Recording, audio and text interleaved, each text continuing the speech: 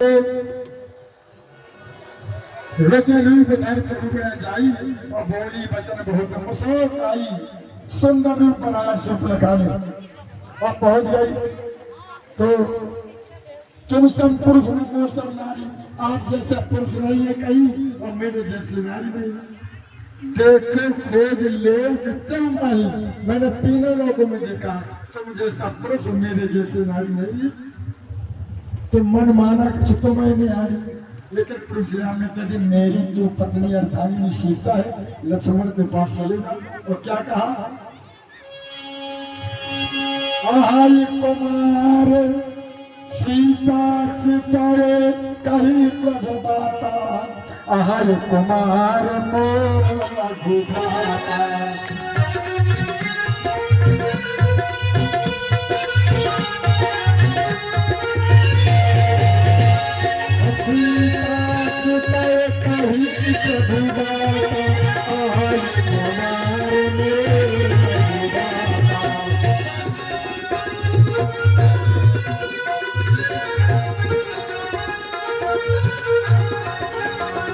विचार करिएगा बात पर। सीता चितय कहीं प्रभु बाता, सीता की तरफ इशारा किया कि मेरी जो पत्नी सीता है। सीता चितय कहीं प्रभु बाता, आहाई कुमार मेरे लग भ्राता। यहाँ पर विद्वानों ने कह दिया कि वो तो झूठ बोल गए, कुमार कह दिया। अरे तो वो भी तो कह रही है ना, कुमार कहा उन्होंने। जिस प्रकार से तू अहिनी है, तू नागनी है, तो मेरा भाई भी आहे कुमार है, नाग कुमार है। शेष नाग का अवतार लक्ष्मण, इसलिए उनके पास चली जाए। कहा गलत है, अब हम व्याख्या न कर पाए तो हमारी बात है। सीता चिता कहीं प्रभुभाता, सीता को इशारा करते हुए कह रहे आहाई कुमार मोरे लघुभाता। मेरा भाई जो है वो नाग कुमार है, लेकिन लक्ष्मण जी को इशारा किया। वो प्रतिज्ञा कौन थी, वो वही पुरानी प्रतिज्ञा, वो पुरानी प्रतिज्ञा थी। नाग कान नहीं काट पाए थे और बिल्कुल स्पष्ट रूप में पड़ा है। जब लक्ष्मण जी मैया सुमित्रा से वनवास के लिए आज्ञा लेने गए तो स्पष्ट कह दिया है तो सुमित्रा तुम रही भागे राम बन जाही, और दूसर है तो पाप कछुआही।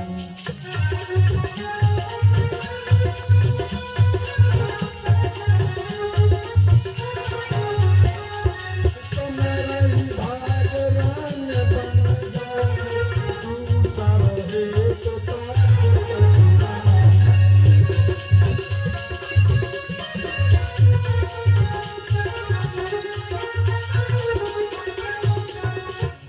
का भाव देखिए। तो मैं रही भागे, अरे लक्ष्मण तू क्या मेरे आप पूछने आया है, वैसे तो तुझे मेरे पास ही नहीं आना चाहिए। क्यों कि मैंने तो ताती तुम्हारो माँ तो बदही, तेरी तो माता सीता है और पिता अवधपति परम सन। कहीं कैसे माता सीता, वो तो भौजाई थी। लेकिन जिस समय सीता मांडवी उर्मिला सतकीर्ति का मोचाना हो रहा था, जब विदा होकर के आई थी, तो सीता को कौशल्या ने तो चूड़ा में उतार करके दिया था, कैकेयी ने को भवन दिया था। अब सुमित्रा खड़ी थी, सुमित्रा बोली मैं क्या दे दूं, मेरे पास क्या है। बड़ी दीदी ने तो चूड़ा में दे दिया, दूसरी देवी कैकेयी ने कनक भवन दे दिया मोचानी में, मैं क्या दे दूं। उसी समय सुमित्रा ने लक्ष्मण का हाथ पकड़ा और हाथ पकड़ के सीता के हाथ पर रख दिया। बोले सीता, कौशल्या ने चूड़ा मर दिया है और कैकेयी ने कनक भवन दिया है, लेकिन मैं आज तुम्हें अपना लाल लक्ष्मण दे रही हूँ। आज से मेरा इस पर कोई अधिकार नहीं है। तो बोले लक्ष्मण एक तो तुमको मेरे पास आना नहीं चाहिए था, और आए हो तो तुम्हें ही भागे राम बन जाए, और दूसर है तो ता तो कछु नहीं, तेरे ही कारण तो राम का वनगमन हुआ है। बोले क्यों? बोले तूने शेषावतारी में प्रतिज्ञा की थी कि मैं अपनी पत्नी के नाक और कान काट लूंगा, और आज तक तू नहीं काट पाया है। अब तुझे उसके नाक और कान करके काट के अपनी प्रतिज्ञा ही तेरी ही तू पूरी होनी है। तो तुम्हारा ही भागे राम बन जाई, और दूसरा रहे तो कैसे।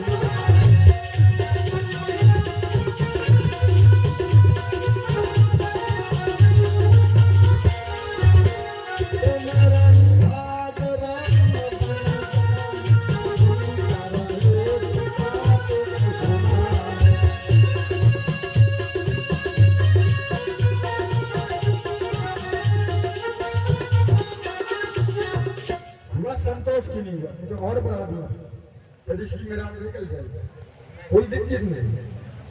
विचार करिए, इस प्रकार से अगली जन्म की प्रतिज्ञा को लक्ष्मण जी ने पूरा किया।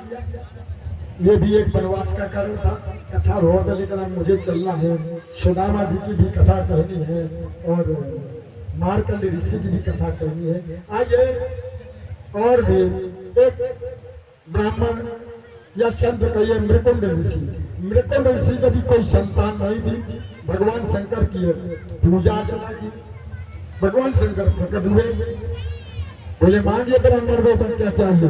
बोले बस एक लाला चाहिए। बोले तो लाला तो तेरी कुंडली में है ही नहीं। तो बोले जो मैंने आपकी पूजा अर्चना की है, बोले उसका प्रतिफल मिलेगा। बोले 5 वर्ष के लिए तुझे बालक मैं दूंगा, 10 महीने बालक होगा, लेकिन कितने दिन के लिए? 5 वर्ष के लिए। तब सोचा ही चलो 5 वर्ष नहीं काफी है, कम से कम निपुत्री नाम तो मिट जाएगा। तब मृकुंड ऋषि के पुत्र जो पैदा हुआ, तो ये बात अपनी पत्नी को नहीं बताई। अब उसे तो पता था कि ये 5 वर्ष के लिए है, तो बस संस्कार कर डाल दिए। यहाँ से निकले जो नर नारी, वो सबसे सीताराम हमारी।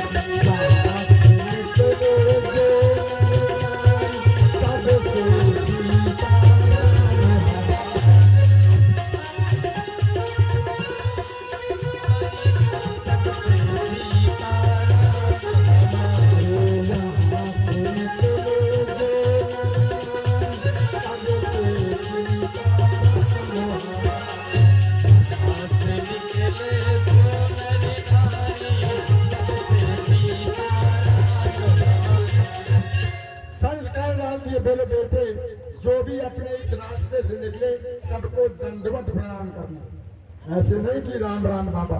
बोले उनके चरणों में डंडे की तरह गिर कर। क्यों? अभिवादन शीलस्य नित्य वृद्धो अपि सेवना चतुर्वा बंधनते और विद्या यशो बलम। जब अभिवादन किसी को किया जाता है तो 4 चीजें अपने आप आ जाती है। अभिवादन शीलस्य, जब आप अभिवादन करोगे नम्रता के साथ, अभिवादन नित्य वृद्धो अपि सेवना चतुर्वा वर्धन्ते, आयु कहे तो आयु बढ़ेगी, क्योंकि चिरजीवी होने का आशीर्वाद मिलेगा। आयुष्मान भव, चिरजीवी भव। अभिवादन शीलस्य नित्य वृद्धो अपि सेवना चतुर्वा वर्धन्ते, आयु बढ़ेगी, आयु विद्या बढ़ेगी, यश और बलम और बल बढ़ेगा। तो बोले बेटा, इस प्रकार से जो भी अपने यहाँ से निकले सबको दंडवत प्रणाम किया। तो वो बच्चे बचपन से संस्कार डाल दिए, तो जो भी निकलता है रास्ते से सबके चरणों में गिर जाता है, सबको सर पर हाथ रखता है। इसी प्रकार से 5 वर्ष पूरे होने के जा रहे थे, मात्र 15 दिन बकाया थे, तो सप्तऋषि निकले वहां से। सप्तऋषि चले जा रहे थे उसी रास्ते से, तो अभ्यास था बच्चे को, वो आया दौड़ करके चरणों में गिर गया। उसी समय अगस्त ऋषि ने कह दिया चिरजीवी भव। ब्राह्मण बैठा था, दौड़ करके पहुंच गया। बोले बाबा क्या कहा? बोले चिरजीवी भव, असस्वी भव, आयुष्मान बनो, यानी बड़ी लंबी उम्र हो। बोले लंबी उम्र कहाँ है इसकी? इसके तो मात्र 15 दिन शेष रह गए हैं, और 15 दिन में जाने वाला है। कहाँ लंबी उम्र। अब तो सप्तऋषि चक्कर में पड़ गए, बोले ये तो बहुत गड़बड़ हो गया, अब क्या किया जाए। तो बोले ऐसा करो ब्राह्मण देवता, जब 15 दिन के बाद इसे मरना ही है तो यही समझ लो कि आज ही मर गया। तो बोले क्या करूं, बोले हमें दे दो। तो ब्राह्मण को एक बात पता थी कि बस 15 दिन बाद तो जाने वाला है, तो बच्चे का दान कर दिया सप्तऋषियों से। अब सप्तऋषि बोले देखो बेटा, हम तुमको ब्रह्मा जी के पास लिए चल रहे हैं, ब्रह्मलोक, जिन्होंने सृष्टि का निर्माण किया, हम सबको बनाया है, और तुम उनके चरणों में गिर जाना। बोले ठीक है। अब वो लेकर के पहुंचे, 2-4 दिन जाते जाते लग गए, और जाकर के बच्चा दौड़ा ब्रह्मा जी के चरणों में। उन्होंने कह दिया आयुष्मान भव। अगस्त्य बोले लीजिए संभालिए ब्रह्मा जी। बोले क्यों? बोले इसके तो 10 दिन बकाया रह गए, 10 दिन बाद ये मरने वाला है, आप ही का तो दिया है। बोले ना ना मैंने नहीं दिया इसको। तो बोले फिर? बोले संभालिएगा, आपने तो कह दिया आयुष्मान भव। बोले यार अच्छा तुमने कहीं का पंगा ला करके मेरे को फंसवा दिया, अब क्या करें? बोले तो अब आप जाने। तो सप्तऋषि लौटने लगे, बोले हम तो जा रहे, हमने आप जानिए। अरे बोले भाई आप लौटिए ना, मेरे साथ चलिए। बोले फिर क्या करें? बोले चले भगवान विष्णु के पास क्षीर सागर में। तो ब्रह्मा जी सप्तऋषि भरद्वाज गौतम तैल अगस्त अब पहुंचे क्षीर सागर में। तो बोले देख बेटा, शेष सैया पर भगवान विष्णु लेटे हुए हैं, वो शेष नाग तुम्हें बोलेगा नहीं, और जाकर के उनके चरणों में गिर जाओ। तो बच्चा दौड़ करके गया और चरणों में लिपट गया। भगवान विष्णु की निद्रा टूटी। बोले कौन? बोले आयुष्मान भव, चिरंजीवी भव, अशस्वी भव। ब्रह्मा जी बोले लीजिए संभालिए, आप सृष्टि के सृजन करता है। बोले क्या हो गया? बोले इसके 5 दिन तो बकाया रह गए, आपने तो अध्यक्ष चिरंजीवी हो। बोले यार अच्छे ब्रह्मा जी, तुमने कहीं का बवाल मेरे यहाँ लाके फंसा दिया मुझे, मैं क्या करूं? तो बोले आप ही ने तो बना। बोले ना मैंने नहीं दिया, ना मैंने इसको वरदान दिया किसी को। बोले अब क्या किया जाए? तो बोले अब चला जा। कहा? मंत्र महामणि विषय ज्ञान के, मैं तप कथन कुंवर भाल।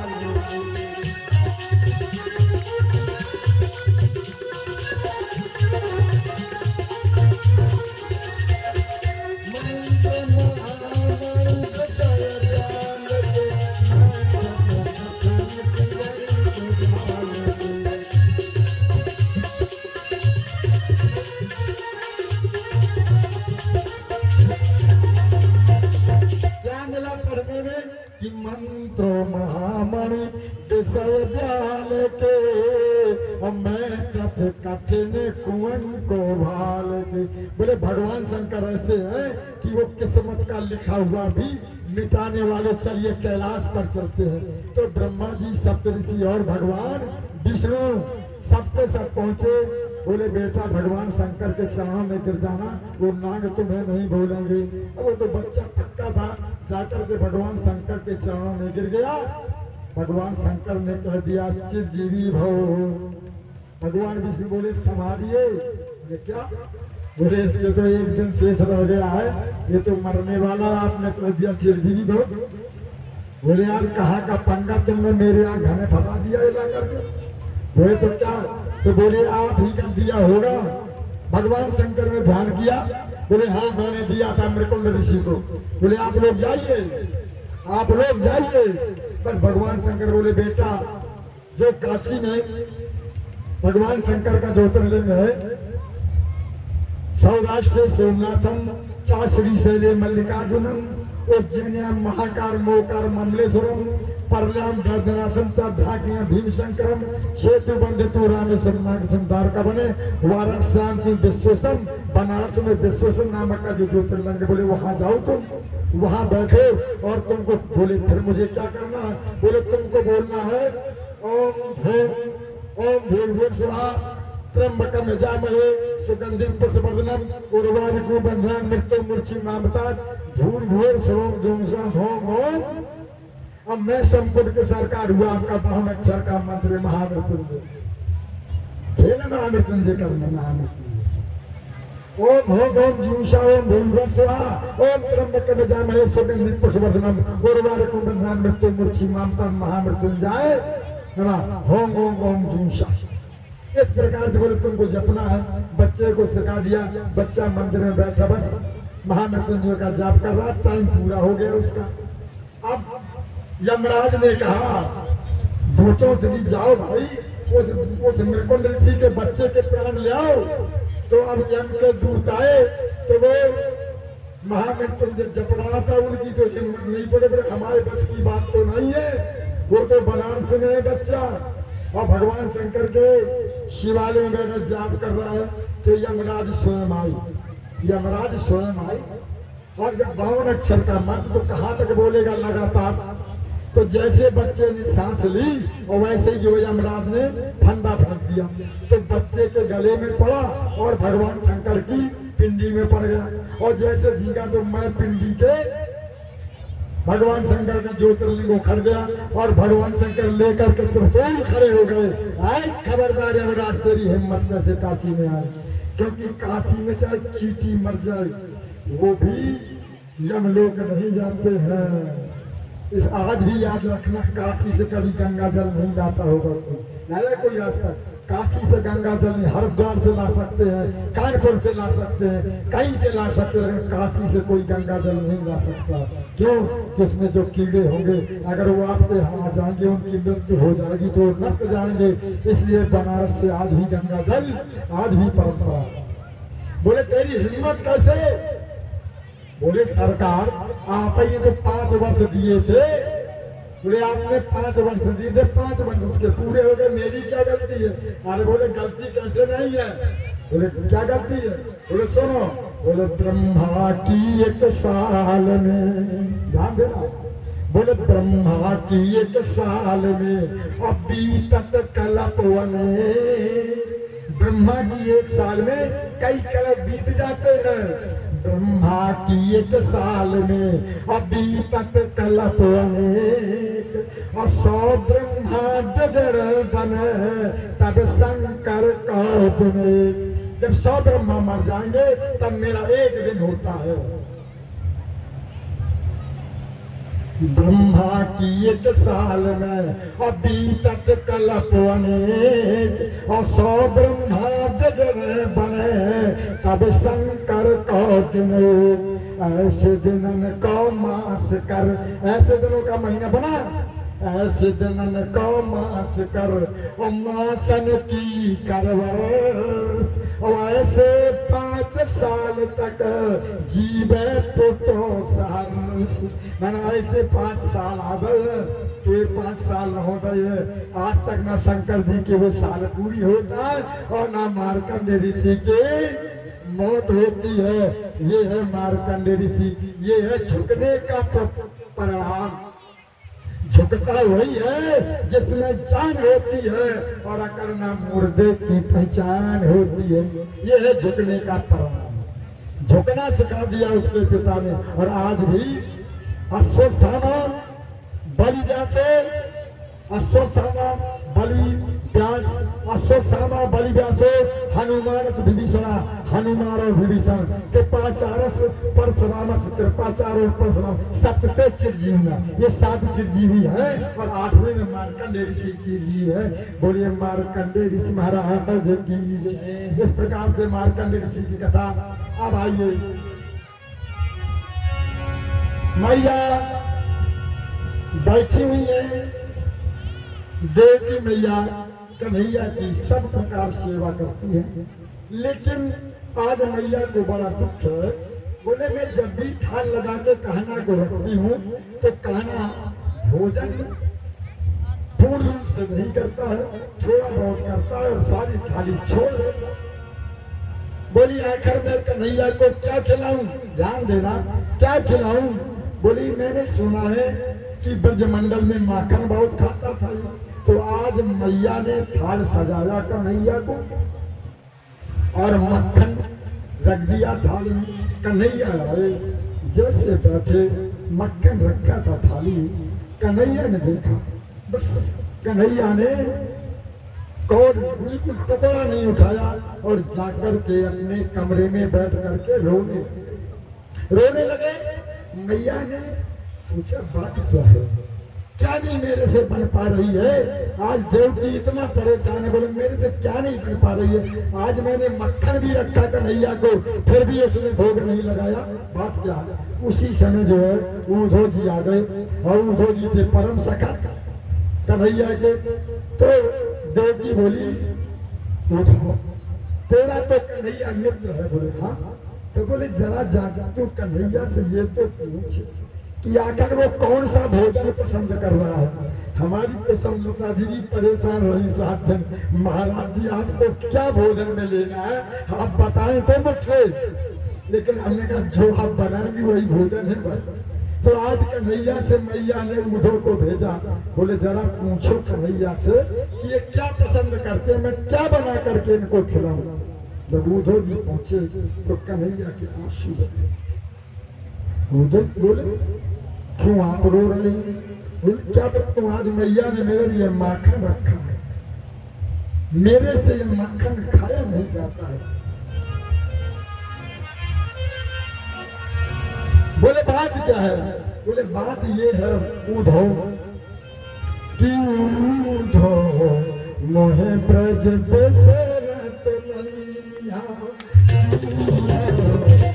मोहे ब्रज बसरत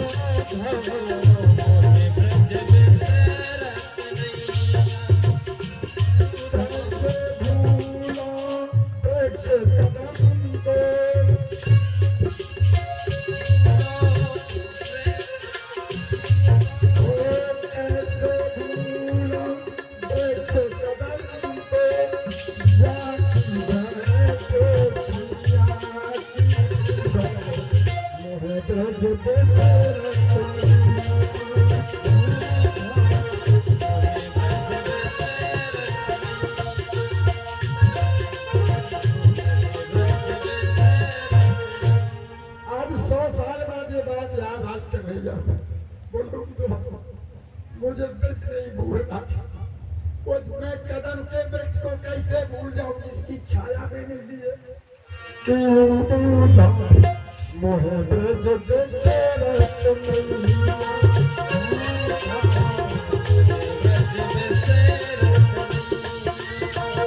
कैसे भूलो वृक्ष कदम को,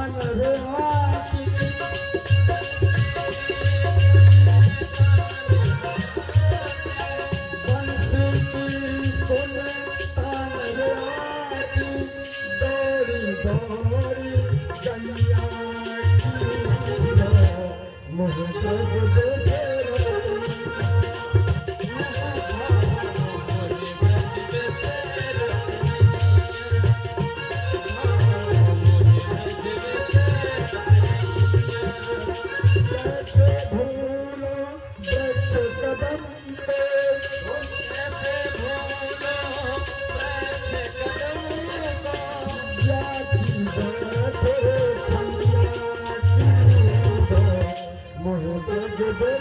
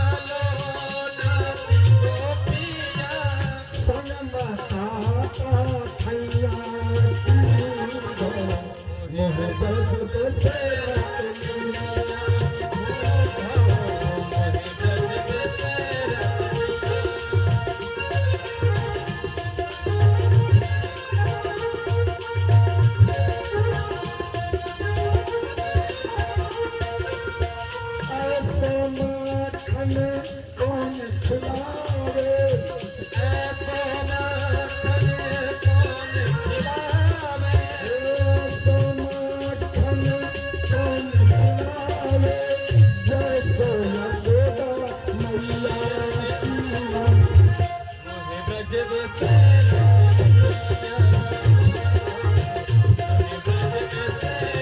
नैया,